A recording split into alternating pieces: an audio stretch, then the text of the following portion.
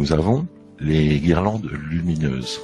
À l'époque, pour mes grands-parents, on mettait des bougies au niveau du sapin de Noël, à l'intérieur de nos maisons.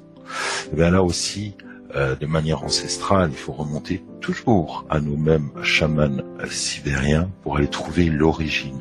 Et puis en fait, simplement, comme l'arbre représentait l'univers, l'étoile au sommet, à la cime, à la pointe du sapin, représentant, elle, l'étoile polaire, les guirlandes de lumière, elles, représentaient la symbolique de tout l'ensemble des étoiles qui tournent autour de cette étoile polaire. C'est une symbolique assez merveilleuse à laquelle, toujours au niveau de nos chamans sibériens, s'ajoutent en décoration les guirlandes donc sans lumière, les fils, etc., qui pour eux représentaient si simplement les milliers, les myriades de petites étoiles de la Voie lactée. Voilà une des origines du sapin de Noël, de nos sapins de Noël actuels. À cela, il reste bien sûr, à l'époque quand on était, moi j'ai connu, il y avait les boules, on mettait des anges, on mettait des petites figurines, mais surtout des anges au bout des branches. Et là aussi, pour nos chamans tchoukch de Sibérie, les anges représentaient pour eux leur guide, représentaient ce que eux appelaient, parce qu'on va trouver les esprits, bon, bien sûr les guides, les esprits de la nature, mais aussi les esprits alliés et les esprits d'amour. Dans ce qu'on peut trouver, ce mot d'esprit allié, esprit amour, je pense que ce sont nos maîtres ascensionnés, les archanges, les anges, etc. Et eux, en fait, quand ils conversaient, quand ils communiquaient avec ces esprits alliés, avec leurs guides, avaient la vision de ces esprits alliés qui venaient s'asseoir à l'extrémité des branches pour communiquer avec eux. Donc là aussi, on a récupéré toute cette culture, je dis bien païenne, pour moi elle n'est pas quelque chose d'extraordinairement grand au niveau de la décoration de nos sapins de Noël.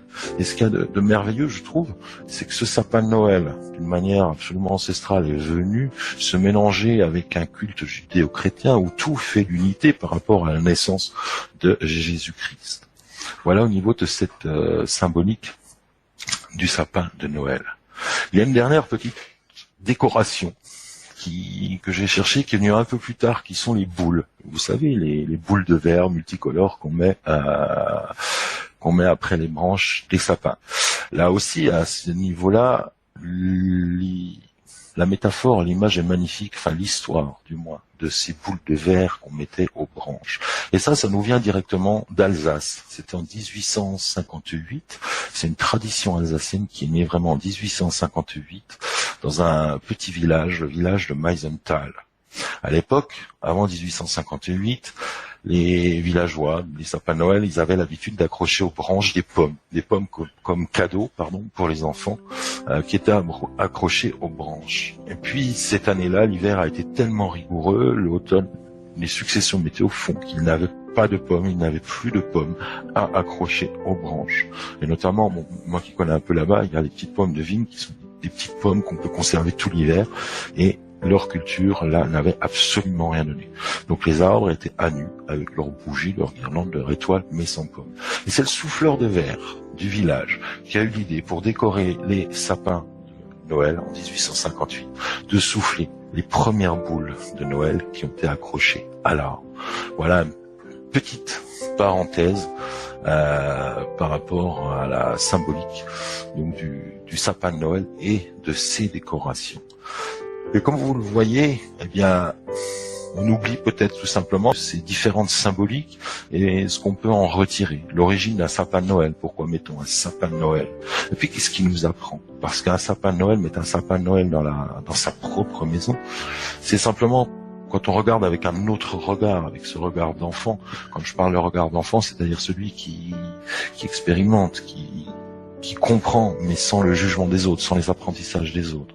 Eh bien, tout simplement de se relier à cet arbre, et puis en cherchant un peu, comme là, historiquement, de manière ancestrale, d'aller chercher d'autres choses encore au niveau des cultures qui bercent toute notre humanité, tout ce qu'on a en nous, tout ce qu'il y a dans nos gènes, tout ce qui est dans notre mémoire cellulaire, puisque c'est dedans, tout ce qui est inscrit là, et d'aller chercher vraiment, même là au niveau des chamans, au niveau de la cinérie, toute cette décoration du sapin de Noël venant de là, je trouve ça pour moi merveilleux et extraordinaire, en plus d'avoir allié dans vraiment quelque chose de païen avec une religion qui était la religion judéo-chrétienne.